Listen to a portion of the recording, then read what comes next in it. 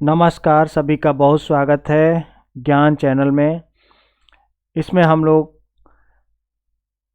ज्ञानवर्धन का कार्य करते हैं, यानी आपको वह सारी नॉलेज को दिखाया जाता है और बताया जाता है जिसमें आप अधिक लाभ कमा सकते हैं। यानी अधिक लाभ किस तरह से, अगर आप कंपटीशन दे रहे हैं तो निश्चित रूप से यह यूपीएससी, पीसीएस तथा अन्य एग्ज़ाम के लिए बहुत ज़्यादा महत्वपूर्ण सेशन होने वाला है।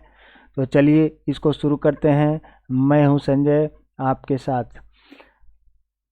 तो डिस्कशन अच्छा लगे तो इसको लाइक और शेयर ज़रूर करिएगा, और अगर ख़राब लगे तो डिसलाइक भी कर सकते हैं। तो चलिए शुरू करते हैं। वैसे ख़राब लगेगा नहीं, क्योंकि इसमें ज्ञान की बहुत सारी बातें हैं। तो आज हम लोग डिस्कस करने वाले हैं कि रिसेंटली जो सम्मेलन हुआ, इंडिया और सेंट्रल एशिया समिट। तो सेंट्रल एशिया समिट और इंडिया के साथ भारत के प्रधानमंत्री मोदी ने यहाँ पर क्या किया, इस सम्मेलन की अध्यक्षता इनके साथ संवाद किया वीडियो कॉन्फ्रेंसिंग के द्वारा, यानी वर्चुअल समिट हुआ था। और वर्चुअल समिट में इन सेंट्रल एशियाई कंट्री का कुछ विशेष महत्व है, इसलिए हम लोग इनके तरफ देख रहे हैं। तो सेंट्रल एशियाई देश कौन कौन से हैं और किन के साथ अभी हम लोगों ने संवाद किया है, तो वह कौन से देश हैं? 5 देशों के साथ अभी हम लोग का संवाद हुआ है।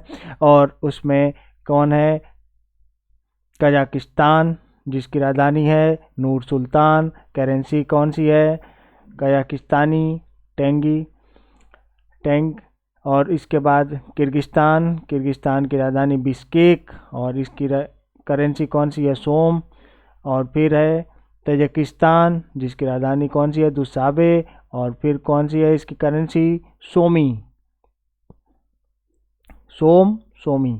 अब फिर इसके बाद तुर्कमेनिस्तान का अशकाबाद। और फिर अशकाबाद की करेंसी कौन सी है? मांट। और उज्बेकिस्तान की राजधानी कौन सी है? ताशकंद। और उसकी भी करेंसी कौन है? सोम। तो अगल बगल के 2 देश जहाँ पे सोम और एक सोमी। अब बाकी 2 को याद कर लेंगे आप, टेंगे और दूसरा कौन है? मान। तो इस तरह से अब इनको मैप में आप देखेंगे सेंट्रल एशियाई कंट्री को, और यह कौन कौन से देश हैं और यह कैसे बने थे। तो जब रसिया टूट गया 1991 में, जब यूएसएसआर था और विश्व का सबसे बड़ा कंट्री, और अभी भी यह एरिया के हिसाब से वर्ल्ड का सबसे बड़ा कंट्री है, तो इसमें अलग हुआ। जो सबसे बड़ा देश था वो कौन सा? कजाकिस्तान। और कजाकिस्तान के बाद दूसरा है, उसके नीचे हम लोग देखते हैं उज्बेकिस्तान। और उज्बेकिस्तान यहाँ पे दिखाई दे रहा है। उज्बेकिस्तान के बाद यहाँ पर किर्गिस्तान आपको दिख रहा होगा, जिसका सीमा चाइना के साथ लगता है। कजाकिस्तान का भी सीमा चाइना के साथ लगता है। हाल ही में अभी पता चला था कि चीन जो है किर्गिस्तान को यहाँ पर इसने बहुत सारा लोन दिया और उसके बदले इसकी ज़मीन को भी हड़प लिया। तो यह घटना देखने को मिल रही है। तो ये छोटे छोटे कंट्री काफ़ी अभी डरे हुए हैं चाइना से, और इसी का फ़ायदा शायद भारत उठाना चाहता है, लेकिन भारत भी कुछ हद तक चाइना से डरा ही हुआ है। तो अब आगे देखते हैं क्या होने वाला है। अब है तजाकिस्तान यहाँ पर, और इसके साथ भी चीन का सीमा लगता है। तो अभी कैपिटल आपने याद किया है, उस कैपिटल को याद रखना है सभी के। तुर्कमेनिस्तान, यहाँ पे तुर्कमेनिस्तान देख सकते हैं आप, क्योंकि यह तुर्क इधर है, तुर्की, और इधर है तुर्कमेनिस्तान। बस कैस्पियन सी को पार करना है, तुर्की से आप पहुंच जाएंगे तुर्कमेनिस्तान। तो यह सेंट्रल एशियाई कंट्री, इधर आपको ब्लैक सी दिख रहा होगा, इधर यूक्रेन का संकट जो अभी चल रहा है, उसको आगे हम लोग डिस्कस करने वाले हैं। तो आप इस चैनल को सब्सक्राइब कर लीजिएगा, ताकि आपको ऐसे ऐसे अपडेट मिलते रहें कि क्या संकट है, कैसे उसका समाधान होगा। आपके यूपीएससी और बीपीएससी बाकी सारे जगह पे आप कैसे इसका आंसर बढ़िया लिख सकते हैं। अभी आगे हम लोग देखने वाले हैं क्या प्रोज एंड कॉन्स हैं, क्या क्या समस्याएं हैं और क्या निराकरण है उसका। तो इधर आप देख रहे हैं सीरिया, ईरान, इराक, ये सारे कंट्री हैं। इधर आपका मिडिल ईस्ट का कंट्री हो जाता है, ईरान हो गया इधर, अफगानिस्तान इधर हो गया। तो अफगानिस्तान के साथ इन दोनों देशों की, तीनों देशों के साथ सीमा लगती है। तो अफगानिस्तान में जो संकट उत्पन्न हुआ है उसके संबंध में भी भारत की भी चिंता है और इन तीनों देशों की भी चिंता है। तो इन चिंताओं के समाधान के लिए यह सभी देश मिल रहे हैं और इनके साथ रसिया का भी इंगेजमेंट है और चाइना का भी। तो उसमें भारत क्या रोल प्ले कर सकता है, यह आपका देखने का कार्य होगा। अब यहाँ पे जीएस के कुछ फैक्ट देख लेते हैं हम लोग, बहुत इंपॉर्टेंट हैं। देखिए कैस्पियन सी है, यहाँ पर कैस्पियन सी के साथ 5 देशों की सीमा लगती है। एक हो गया कजाकिस्तान आपका, दूसरा कौन हो गया तुर्कमेनिस्तान, तीसरा हो गया ईरान और चौथा हो गया अजरबैजान और इधर हो गया रसिया। ठीक है, तो 5 देशों की सीमा कैस्पियन सी से लगती है। कैस्पियन सी आपको पता ही है कि वर्ल्ड का दूसरा बड़ा झील है, यह क्या कैस्पियन सागर झील है। और आगे बढ़ते हैं, फिर हम लोग एक क्वेश्चन आपके लिए और भी महत्वपूर्ण जो आ जाता है बार बार प्रश्न, कजाकिस्तान और उज्बेकिस्तान के बीच कौन सी झील है, तो अरल सागर, अरल झील है। अरल झील में आमूर दरिया और सियार दरिया नामक नदियां जाकर गिरती हैं। फिर आपका उज्बेकिस्तान और यह कजाकिस्तान के बारे में आपको जानना जरूरी है। ऊर्जा सुरक्षा के लिए यह सभी देश हम लोग के लिए बहुत ज़्यादा इंपॉर्टेंट हैं। यहाँ पे जो कॉपरेशन होगा ऊर्जा सुरक्षा के लिए बहुत ज़्यादा महत्वपूर्ण होगा और साथ ही आतंकवाद के लिए। और तो इनके डायमेंशन अगर आप देखें तो कौन कौन से हो जाते हैं।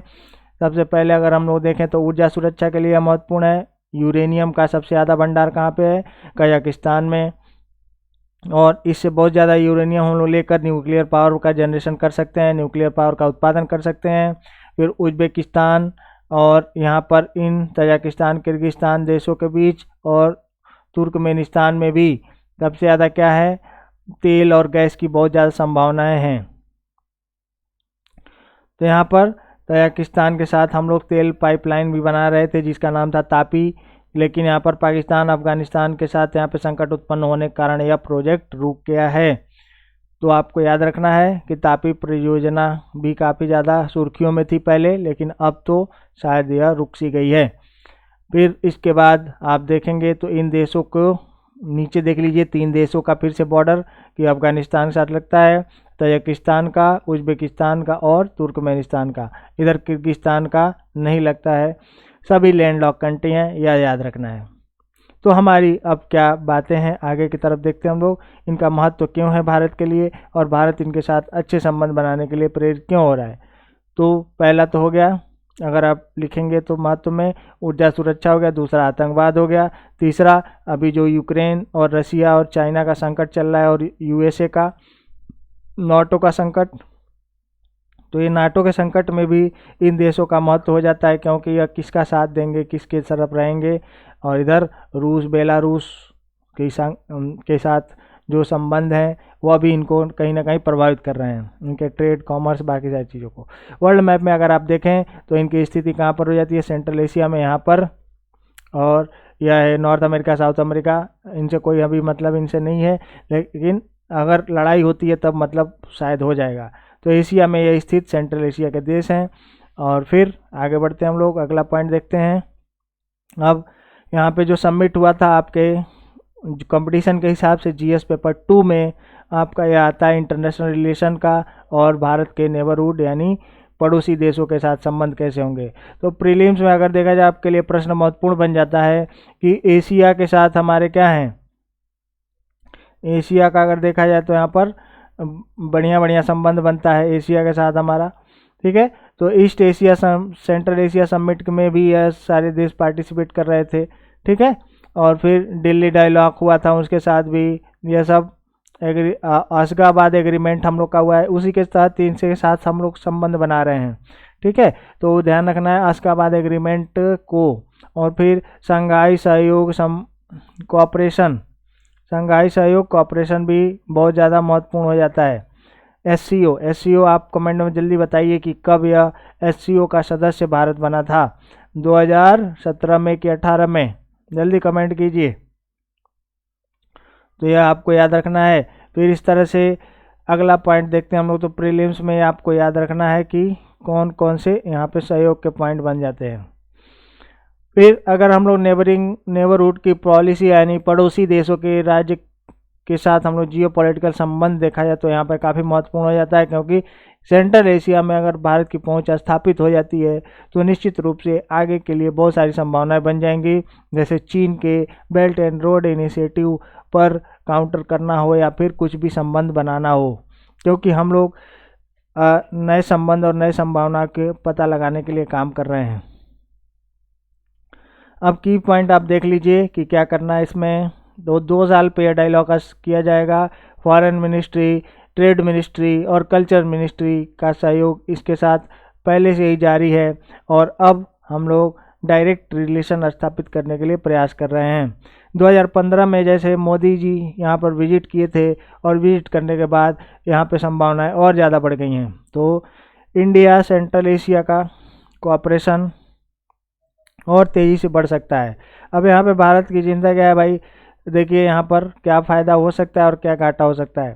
तो एनर्जी और कनेक्टिविटी को यहाँ पे बढ़ाया जा सकता है, जिससे व्यापार को बढ़ाया जा सकता है। लेकिन समस्या क्या हो गई है कि चाबहार जो बंदरगाह है, चाबहार बंदरगाह जो ईरान के साथ हमारे यहाँ बना हुआ है, बन रहा है, अभी डेवलप भी हो रहा है, लेकिन वहाँ से कनेक्टिविटी अफ़गानिस्तान के साथ होने वाला था।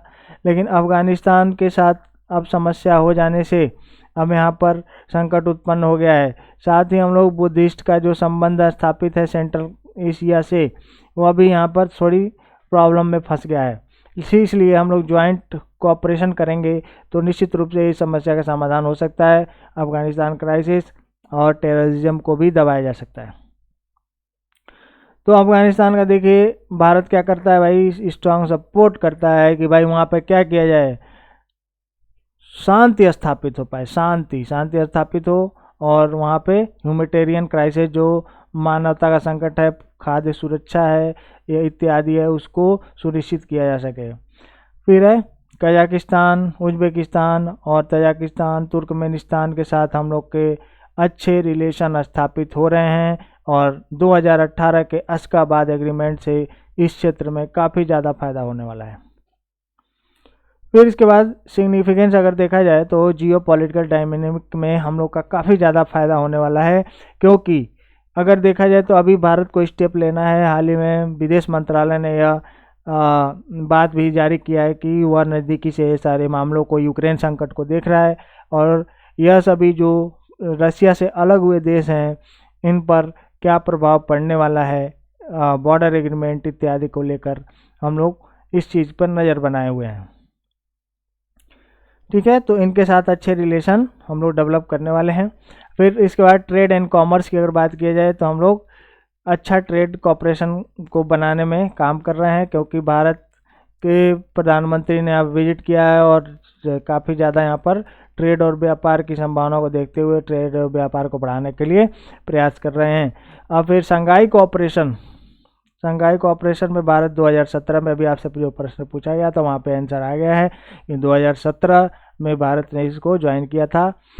और इसके बाद आगे बढ़ते हैं हम लोग। फिर अब वे फॉरवर्ड क्या हो सकता है, क्या किया जाए इनके साथ संबंधों में, अच्छा क्या रहेगा, भारत क्यों यहाँ पे जुड़ना चाहता है। तो देखिए, एक तो चाइना थ्रेट है।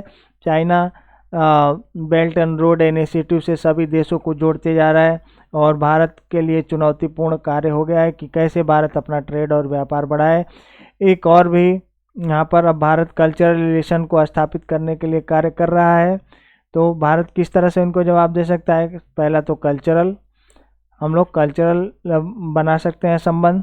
तो जैसे हमारा फिल्म, हमारी बॉलीवुड की फिल्में इत्यादि का काफ़ी ज़्यादा यहाँ पर प्रभाव है और कल्चर रिलेशन सॉफ्ट पावर से यहाँ पर डेवलप किया जा सकता है। बुद्धिस्ट धर्म के जो लोग हैं और साथ ही जो मुस्लिम पॉपुलेशन है उसके लिए भी, हमारे यहाँ भी भारत में बहुत सारे मुस्लिम लोग हैं, तो दोनों से अच्छा संबंध बनाया जा सकता है। फिर आपका यह कल्चरल रिलेशन के साथ ही लोगों के बीच संबंध स्थापित करना। फिर उसके बाद आपका ऊर्जा सुरक्षा के संबंध में हम लोग कार्य कर सकते हैं। रिसर्च एंड डेवलपमेंट, कनेक्टिविटी इत्यादि के लिए अच्छा कार्य कर सकते हैं। तो यहाँ पर यह वे फॉरवर्ड हो जाए। चुनौती में देखा जाए तो हम लोग को बेल्ट एंड रोड इनिशिएटिव का मेन कनेक्टिविटी का प्रॉब्लम हो रहा है और साथ ही चाइना तेज़ी से आगे बढ़ रहा है। तो इस स्थिति में हम लोग के लिए समस्या बढ़ रही है, लेकिन इस चुनौती का सामना धीरे धीरे किया जा सकता है। तो आज तक कितना ही हम लोग डिस्कशन करेंगे। आपको यह डिस्कशन कैसा लगा और आप इसका स्क्रीनशॉट ले सकते हैं जो भी आपको पढ़ाया गया है और इसे अपने आंसर में यूज कर सकते हैं। आई होप आप लोग को डिस्कशन अच्छा लगा होगा। अच्छा लगे तो लाइक और शेयर करें। Thank you very